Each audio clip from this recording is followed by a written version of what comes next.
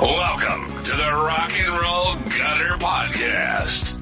Music from the wrong side of the tracks. This is a show that drags you through the gritty alleys of sleaze rock, gutter glam, and all forms of dirty rock and roll. And now, here are your hosts, Andy and Gary. Hey, everybody. Welcome to the Rock and Roll Gutter Podcast. I'm your host, Andy, and with me, as always, is my co-host and partner, Gary. Hello, peeps. So, Gary, who are we going to talk about today? I don't know, Andy. I think today maybe we should head straight into the heart of New York City's late 80s rock underworld. Do you remember New York City in the late 80s, Andy? I do. I remember hearing it was a real paradise. You know, clean, flowers everywhere, just a beautiful sight. And danger lurks around every corner. Right. Who was the mayor that cleaned all that up? Was it Mayor Koch? Coke? Yeah. Kind of hilarious. I hear he was a dick. Yeah, but one of those, but at one time, New York City in the late 80s, when was Taxi Driver filmed, the De Niro film? Was that early 80s? Was that late 70s? Maybe late 70s? Anyways, not a very good place to be. But, as in everything else, this is a place where I go, punk sneer, glam swagger, Lower East Side sleaze all crashed into one another. Lower East Side, isn't that the Bowery down there? I do believe you are correct. Isn't that prime CBGB's kind of area? Yes. That Lower East Side sleaze and everything. Well, out of that whole glorious mess came one of the most criminally underrated bands of that era. And who are we talking about, Andy? The Throbs. We're talking about the Throbs. Yes, ladies and gentlemen. Hey, when you say throb, Andy, what's the first thing that comes to your mind? Usually a hard-on. Oh, Andy, going for the lowest common denominator right out of the bat. You couldn't have gone for a headache or whatever, my head is throbbing. Headache commercials or whatever back in the day, the Throbs. Or short for maybe, who was the guy that coined the term heartthrob? And who did that first pertain to back in the day? I don't want to say that we're old, but heartthrob, is that like from the 50s, early 50s? Yeah, that's a good question. I don't know when that would have started, but that seems about right when they were first starting to market, like movie stars. Ooh, he's dreamy. He's a dreamboat. He's a heartthrob. And who are you talking about? Like Paul Anka, Pat Boone, I don't know, Dion, I don't know. Anyways, know that, ladies and gentlemen, this band is the Throbs from New York City. And let me say that these guys take a mix of, let's create a bastard child, Andy. Right. What do you say? Let's throw into the tumbler. What do you say we throw New York Dolls? Okay. Ding. All right. Throw them into the tumbler. All right. And then we'll throw Aerosmith. Yeah, that's a good choice. I don't know. Dolls, Aerosmith. There you go. You got that New York, got that Boston thing. And how about throw some of that early Rolling Stones into the thing, or maybe that Exile on Main Street kind of Stones era? Yeah, that sounds like the perfect mix. Yeah, well, that's kind of the Throbs. They had that kind of style and they had that kind of soul. And they had zero interest in playing nice boys. No. The Throbs, I guess they were heavily hyped as New York's answer to Guns N' Roses. What do you think, Andy? I don't think that's really a good comparison. Probably not much to really make them. I mean, what would compare those to? Yeah, well, little to compare the two. I mean, you've got the grime, you've got the East Coast, you've got that thing, and then you've got the glamour and the Sunset Strip thing. I don't know. Yeah, maybe just this whole sleaze factor. I don't know. But, like a lot of bands that were seemingly too cool for the times, well, the Throbs, they kind of flew too close to that glittering flame and they burned out rather fast. So, again, imagine it's the late 1980s in New York City. And again, while the Sunset Strip is, they're drowning in hairspray, Andy. They're drowning in MTV money. Manhattan's underground scene is grimier, Andy. Meaner. It's meaner. Would you say way more interesting? Yeah, I think so. There's probably a lot more realism to the music than what we were getting out of LA at the time. Yeah, New York, a mixture, again, late 1980s. You got junkies, right? You've got everywhere. You got punks. Check. Basic strippers and, and all these artists, they're kind of drinking from the same trough. And, somewhere, Andy, out of all that chaos, a bunch of these old rock and roll romantics, they start putting a band together that kind of looks like a mixture of, looks-wise, Keith Richards, the Scarves era, Steven Tyler, maybe Hannah Rocks had a look that was all that, Andy. So what do you think? That would have been the perfect mix for a look. Like, it sounds like their influences and their look were just like perfect for that time frame. Oh, there you go. And so I guess the singer, Ronnie Sweetheart, he was a punk kid out of Toronto, and he's inspired by bands like the Ramones, but he had his own rock and roll ambitions. One of his early bands named VO5. Do you know what VO5 stands for, Andy? I remember it being a hair product back in the day. Oh, a very well-known hair product. In fact, a product that my mother used to use, and I used to remember the actual bottle. VO5. I don't know what VO stood for. Yeah. And was it V05?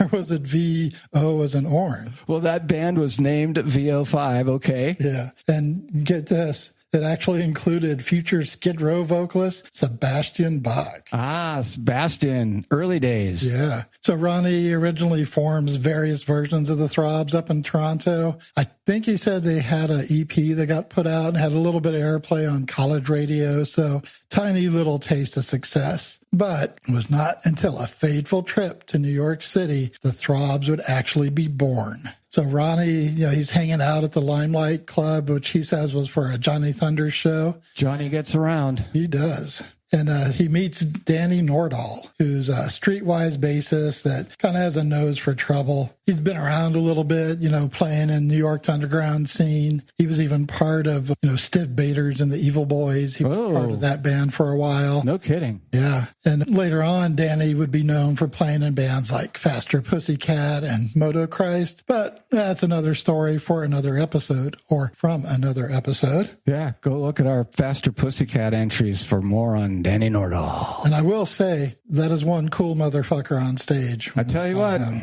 But Ronnie tells Danny that, he's willing to move down to New York if they want to put a band together. So Danny and future Throbs Pete Pagan, I'm sure that's his real name, and Anthony Smedley. Smedley, bring the car around, Smedley, drive to Toronto, where they throw Ronnie's gear in the back of the truck and apparently some Minnie Mouse collection that Ronnie used to collect. I'm telling you. Kind of odd, but whatever. Collectibles, lads. I'm not Collectibles. Judging. But, you didn't fuck up my mini collection, did you?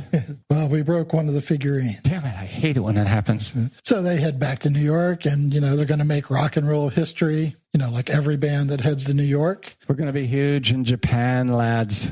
So they started hitting it pretty hard, starting to make a name for themselves on the scene. And at some point, I don't know exactly how or when, but Anthony and Pete, they're out of the band and they're replaced by... We're out of here, lads. Ronnie Magri on the drums. Who? And Roger Erickson on guitar. Mix them all together, and you had the Throbs, who were kind of like one part gang and one part band. These guys, they weren't really chasing trends. They were more chasing, I guess, feeling. And, their feelings were dirty, romantic. Is there a difference in those two? And just a little bit of doom. I'm doomed, lads. I'm romantic, but I'm doomed. Oh, what is that? Oh, there's a bit of dirt. We would call it grit, but that'd be another story for another day, lads. Did you say grit? Hey, the Throbs. They didn't sound like anybody else coming out of New York or even Los Angeles for that matter. Yeah, even though they were part of that same scene kind of going on as, Smash Gladys, who we did an episode on, and Circus of Power, which we did an episode on, they kind of had their own thing going on. Sure, they all kind of shared the little pseudo glam image, not as, outrageous, but you know how it is, that whole gypsy thing that basically touches on every band that we've ever covered in the series of our show, and what would that gypsy thing entail? Scarves, eyeliner, bangles, lots of jewelry, pointy boots, low-slung guitars. Flowery shirts, Andy? Yes, flowery, blousy shirts. And vests. Let's not forget the vests. And maybe a touch of velvet. Did you say low-slung guitars, Andy? I did. And there's got to be a template, too. Like the template for tall guys in clubs, there ought to be a low-slung guitar template for guitar players. And if you don't play at that level, well... Right. Get off the stage. Are you taken seriously? How can you be? Well, anyways, out of all that thing going on, that whole gypsy thing that the bands were sharing, but musically there are a little bit of differences. And they were, Throbs were digging into something like rawr. Rawr. So is that a lion in here? Rawr. So they were doing that. Maybe even a touch of psychedelia. We'll touch on that a little bit later when we start firing up some songs. And speaking of songs, it's taken us a long time to get around to this, but think of them kind of like the Stones on a bad acid trip, or Aerosmith if they'd stayed in the gutter, or maybe the Dolls if they actually learned to sing. But anyways, here's a taste of the Throbs, ladies and gentlemen. This song is fast and furious. This song is called It's Not the End of the World, from the Throbs self-titled debut and only release. Well, we'll get to more of that later, but here it is. It's Not the End of the World.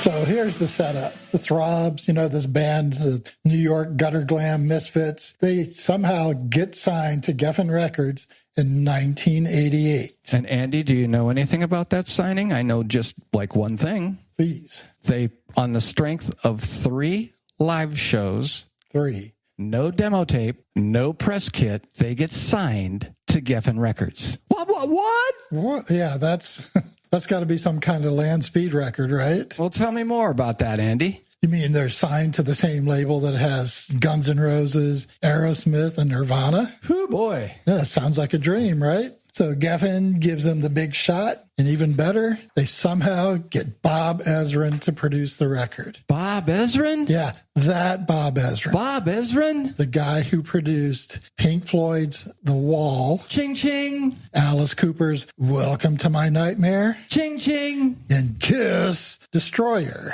Ching Ching. Yeah, talk about a heavy hitter. Wow, what a resume, right? Yeah, this guy's had his hands all in rock and roll. But the band, I guess, initially had asked to get Bob Ezrin to produce the record. But the label's like, fuck you. You guys are a new band. You're unproven. No way we're going to give you that guy. So, the band starts meeting with producers. And then at some point, they decide to take matters into their own hands. They're out in L.A. and they decide they track down Bob What, like stalkers? Yes. They go show up early one morning at Bob Ezrin's house. And he's kind of confused about who they are. But there's these 4 weirdos with a demo tape pleading their case. So Bob ends up letting them in, brings them some donuts and some coffee. They talk it out, play the demo tape for him, and somehow they convince Bob to take on the project. And the cherry on top, Bob brought along guitar whiz Dick Wagner to co-produce. And Dick, he's known for his work also with Alice Cooper, Aerosmith, Lou Reed. I mean, he's got quite the resume as well. So let me understand this. The band, on their own, they track down Bob Ezrin and they just show up at his house, right? Exactly.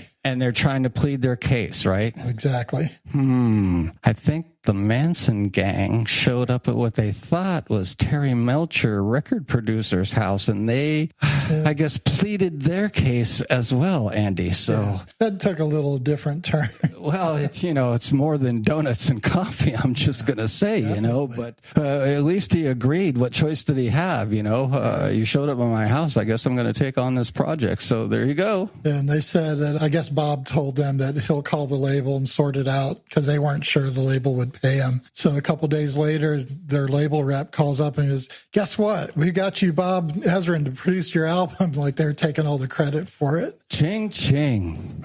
So now you got, this grimy, gritty kind of romantic street band that's suddenly in the hands of one of rock's most legendary producers. But give Ezrin his credit, he didn't try to polish them up too much. He just kind of made their chaos sound nice and beautiful. Yeah, I guess it's to their credit and to Ezrin. I mean, heavy hitter or whatever. So while this was going on, the band, they're living the rock star lifestyle. And, the label put them up at the famous Chateau Marmont, supposedly in the same bungalow number 3, that Saturday Night Live superstar John Belushi OD'd in. I'm out of here. So they said they liked bringing girls back to the bungalow because they were always impressed that the guys had a private bungalow at this swanky hotel, and it increased their odds of scoring, wouldn't it? Of course. I mean, just being in a band improves your odds of scoring. Well, yeah. Not only that, but, Chateau Marmont, just so you know. Yeah. I've got your beret right here.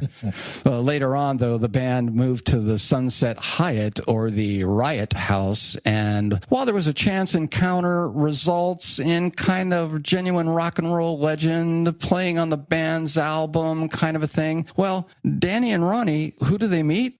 Andy, they meet Little Richard in the hotel elevator. Oh, Lord. And according to Danny, though, Ronnie had no clue to who Little Richard was. Explain who Little Richard was, Andy. I don't know. He's very early rock and roll. Lionel Richie. No, Little Richard. He's one of the very early pioneers of rock and roll. And some say he deserves way more credit than Elvis for really getting rock and roll going. He was a very flamboyant character. Just man, tutti frutti. What? A womp, a loo no need to be calling him names, Gary. That rollicking barroom style piano that, super flashy. So much, Anyways, they meet Little Richard in the hotel elevator, and after they get back to their room, Danny decided, hey, I wonder, do you think we can get Little Richard to play on the album? I don't know. He didn't know how to get in touch with Richard, but he knew that he was staying on the 3rd floor, so he decided to call every room to try to track him down. And he says somewhere, I don't know, around the 9th call, Little Richard answered the phone and set everything in motion, and he gets Little Richard to play on the song Ecstasy. He said that when he called and someone answered the phone, it was this gruff voice, and he's like, yeah, I'm looking for Richard. And he's like, who is this? And he goes, oh, this is Danny. I just met you in the elevator as my singer. Oh, hey, baby, how you doing? It's like totally different voice, like he had like 2 different characters. Yeah, this song Ecstasy Andy and I were previewing it, and we're like, well, where's Little Richard? You know, we're going and we're going and we're going and we're going and we're going, and we're like, I don't hear it. What, did they bury him in the mix? Why would they say that he played if he didn't play? Right. Well, stupid us. We didn't let the track play. It was a blistering, is it where a guitar solo would be, Andy? It's right, the solo exactly. part. So we're going to play this one, and we're going to play it up and down. Well, we're going to play it as we always do, peeps. It's usually play it, don't bore us, get to the chorus, and if the guitar solo is worthwhile, we'll let it roll up until that point. So we're going to this is Little Richard on the piano solo for the Throbs, and here you go. This is called Ecstasy, or if you're reading it, Ecstasy. Excellent. There you go. This is Ecstasy. Turn it up.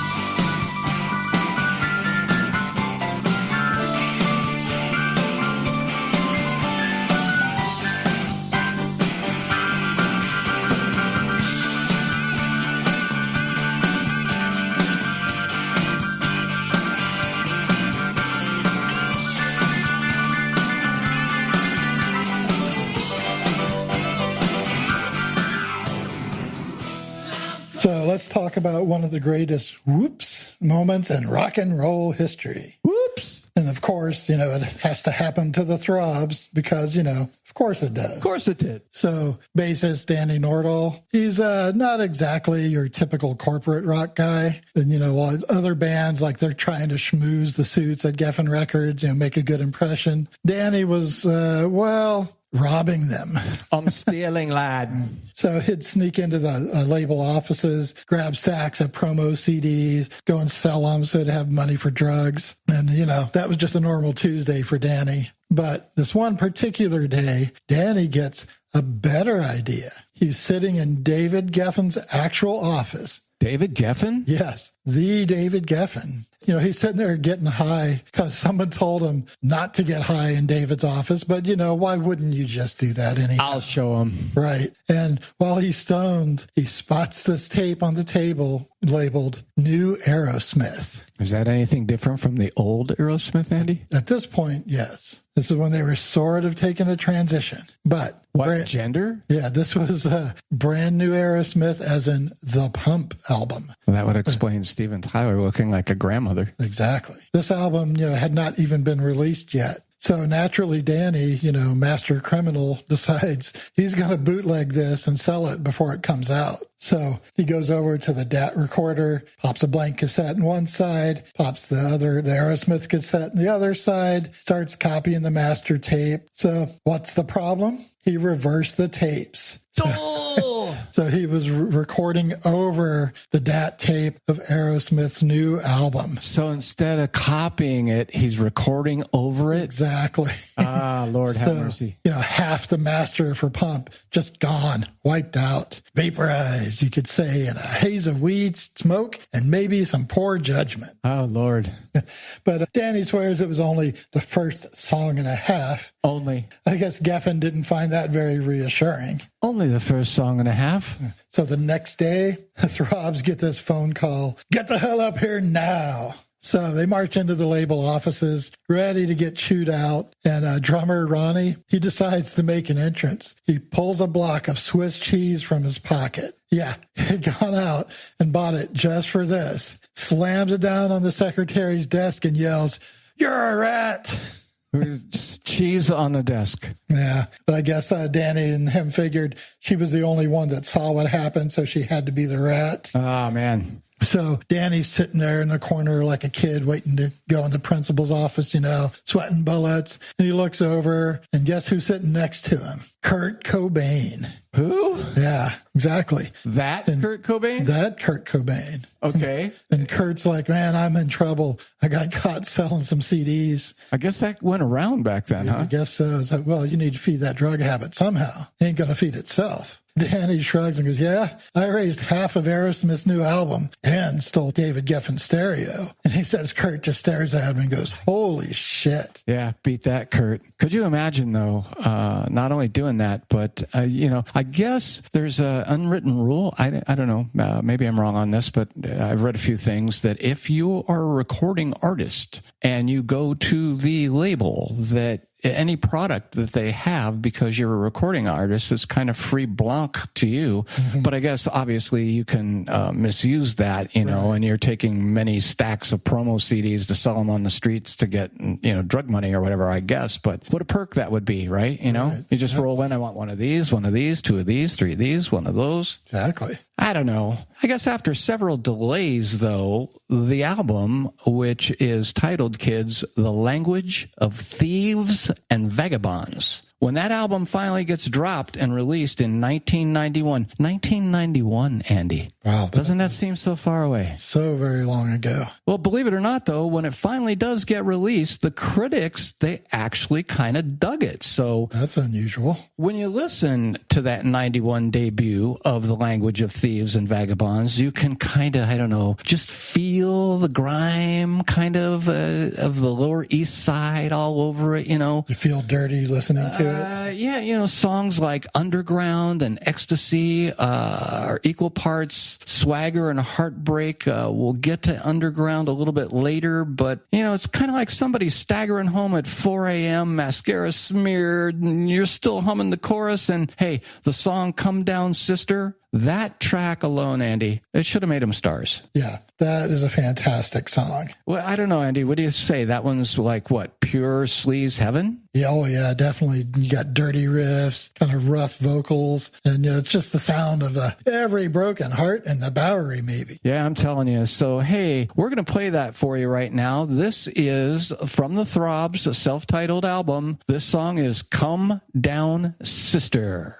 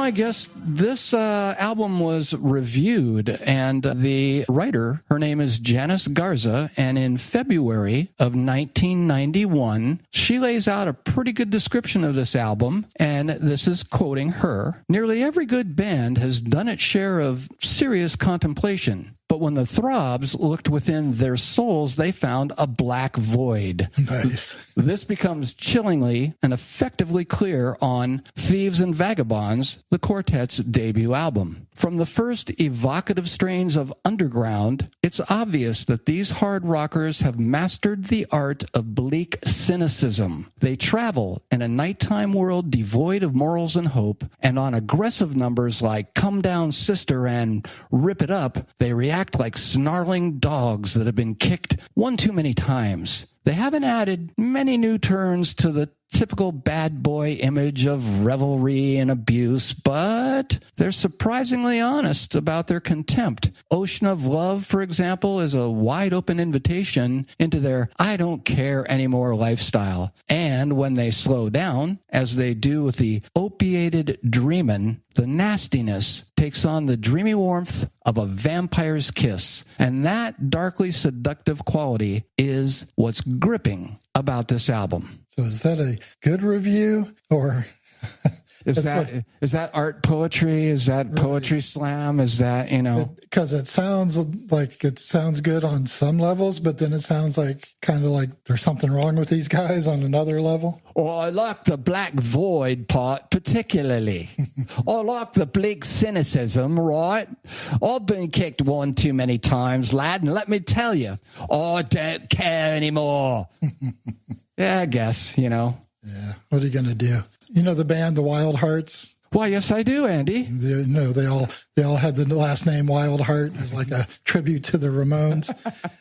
But back before that band ever came together, did you know Ginger Wildheart actually played with the Throbs? No. Yeah. So really? Apparently he was like making this, I guess you'd call it a detour through New York City. He had just been kicked out of the Choir Boys. You're out of here, lad. Yeah, so he packs his guitar, heads straight over to the middle of the sleaze scene over in New York, and joins the Throbs for what I guess you could call a very brief stint. A New York minute, as they say? There you go. That's perfect. We're talking blink and you miss it short, like it barely happened. Maybe, a gig or two tops. But he even joked that he got sacked from the Throbs after a, quote, Olympic drinking session, which sounds about right for that time, back in 1989. All got the gold medal for that one, lads. But, that pit stop over in New York kind of lit a spark in him. So Ginger went back to the UK with a, new purpose in life. He wanted to build a band that mixed Cheap Trick hooks with thrash metal guitars and punk rock chaos. That band became the Wild Hearts. And if you don't know anything about them, ladies and gentlemen, well, you should. Seek them out immediately. And it couldn't be a more... This guy has got such a knack for writing hooks, melodies, choruses, uncanny. The output also of this Ginger Wildheart. Seek them out.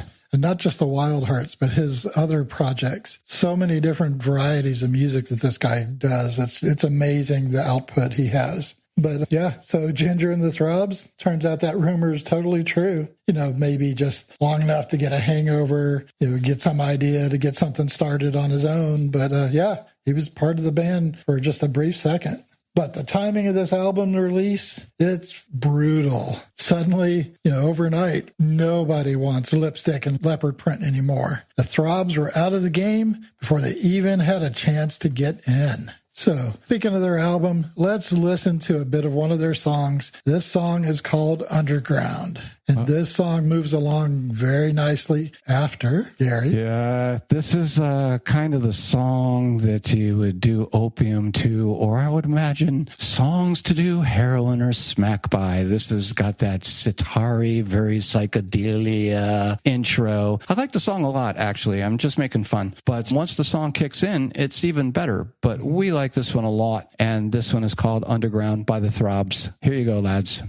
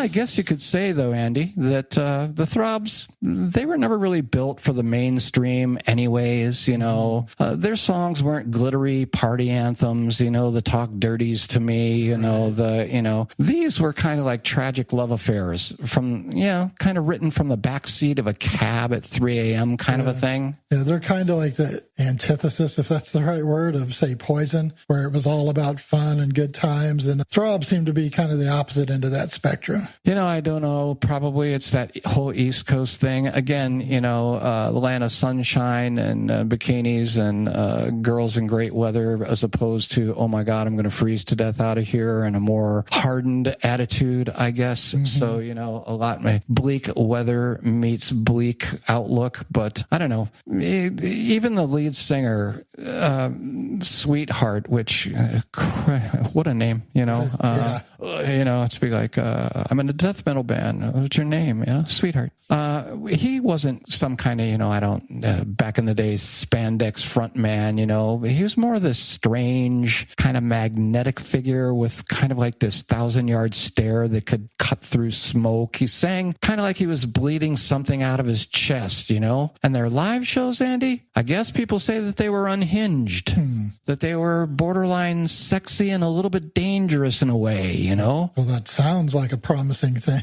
I don't know. You'd see them in some dingy Manhattan club and wonder if you were watching the next big thing or maybe the next big breakdown. And sometimes you got it both in the same night. So I don't know. Live shows, one thing. But the album didn't sell, Andy. You didn't move the units, lad. You didn't move the units. And so what does the label do? The label drops them 6 months later. And the Throbs, this gorgeous mess of a band, fell apart almost instantly. So here's a story that lead singer Sweetheart likes to relate.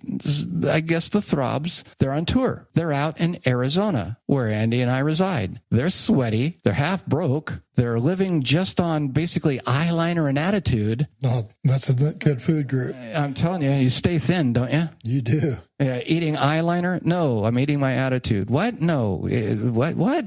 Anyways, the phone rings, and it turns out Geffen just dropped them. No longer, not any tour support, not any label, you're done. You're out of here, lads. You're done, lads. So no warning, no mercy. No money. And they find this out at sound check at the local place that they're playing, which happens to be our famous dive bar, the Mason Jar. Of course. Andy and I have described this club in various episodes. Go back and listen to them. But they're at sound check at this very club. The lights, they're blazing, and they find out they've just been lost, or, they've just been dropped by the label. So the lead singer, Sweetheart, he just fucking loses it at that point, and he just takes the mic, and he just takes it, and he hurls it along with the mic stand. He just throws it clean off the stage, and what does he do? He nails the lighting guy in the head.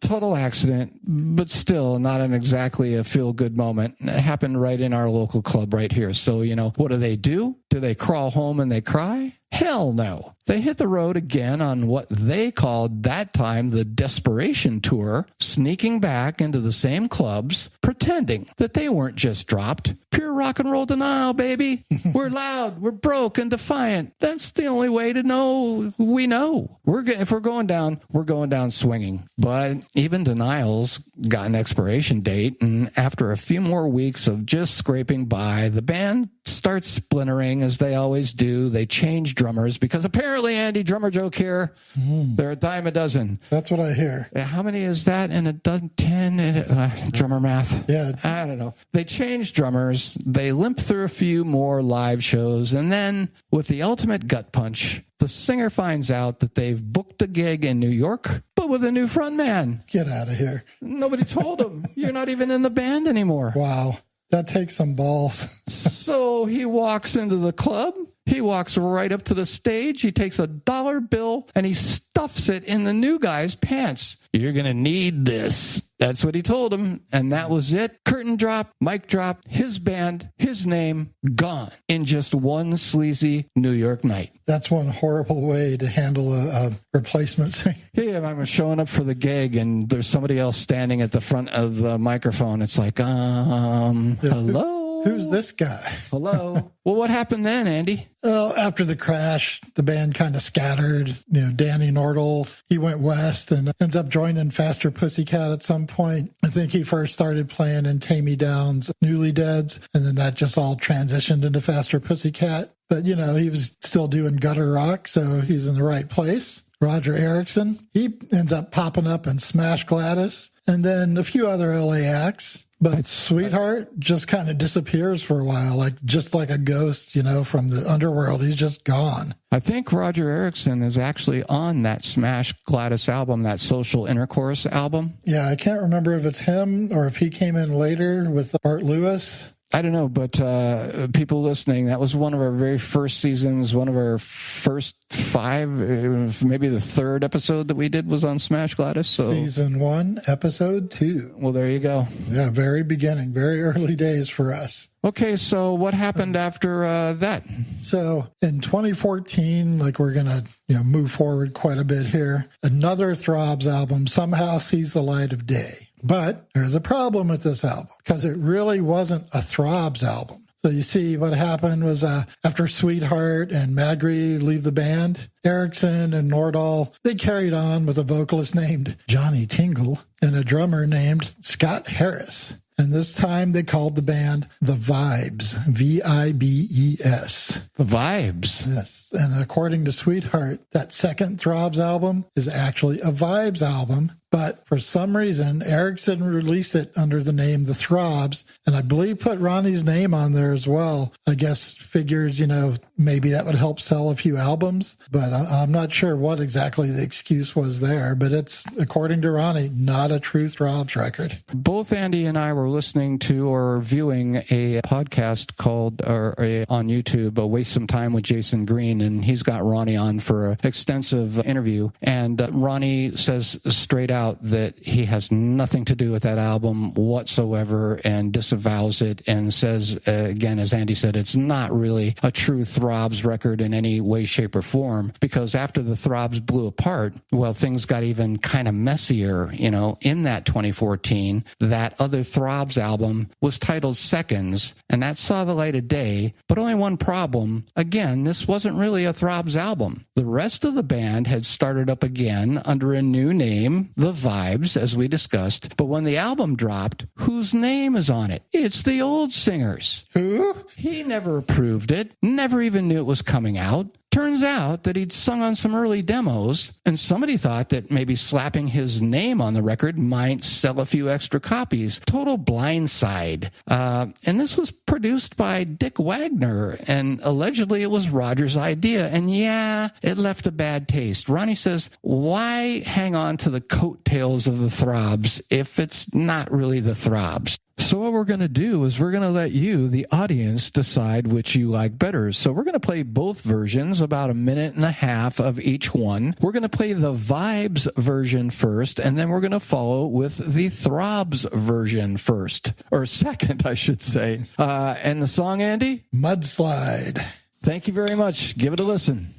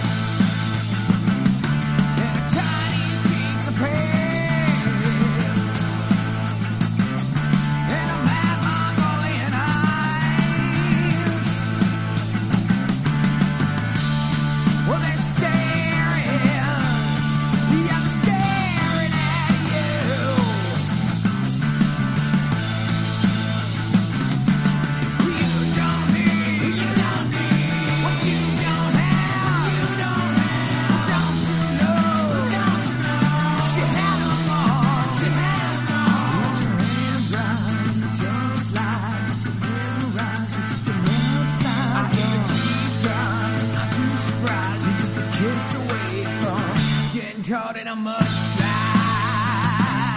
Yeah. But like all cult bands, the Throbs just refused to die off completely. People kept discovering them, especially once the internet turned forgotten rock bands into like a treasure hunt. Their album starts popping up on collectors' forums. They're getting talked about in all these little message boards and stuff. And then next thing you know, their music's on YouTube and eventually on all the streaming platforms. And the funny part is now with all this retro sleaze rock and, dirty rock revival that's going on out there, you can hear the Throbs DNA everywhere. I mean, kind of like, I guess they were the warning shot before the fall. They were, too beautiful, too dirty, too soon. And I never understood why. And Ronnie mentions this in the interview, and so did Danny in another interview, how the record label told them they didn't know how to promote them. This was at the time when, think about Mother Love Bones coming out. You've got Jane's Addiction, because there's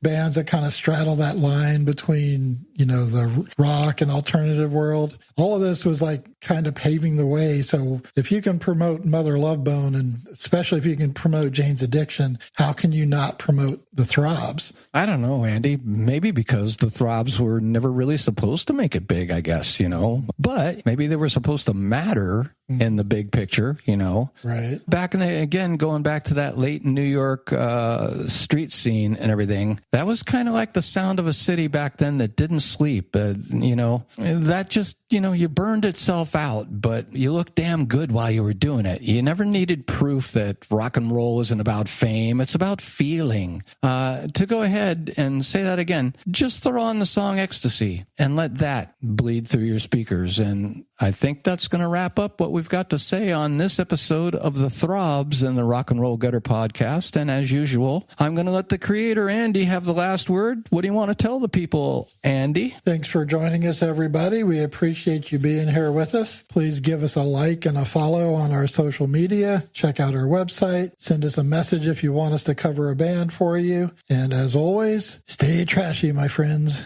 We're out, lads. And to our fallen comrade, Mr. Mink, I think Pink Floyd said it best. Wish you were here. You're here in spirit, brother. Godspeed, Mink, wherever you may be.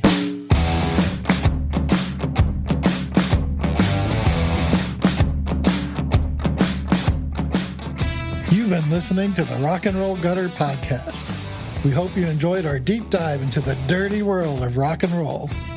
If you did, please consider subscribing and leaving us a review on your favorite podcast platform. It really helps us reach more listeners like you. And don't forget to follow us on Facebook and Instagram at Rock and Roll Gutter Podcast for all the latest updates, news, and more. Got questions, comments, or suggestions for future episodes? Reach out to us at rnrguttermail@gmail.com. We'd love to hear from you.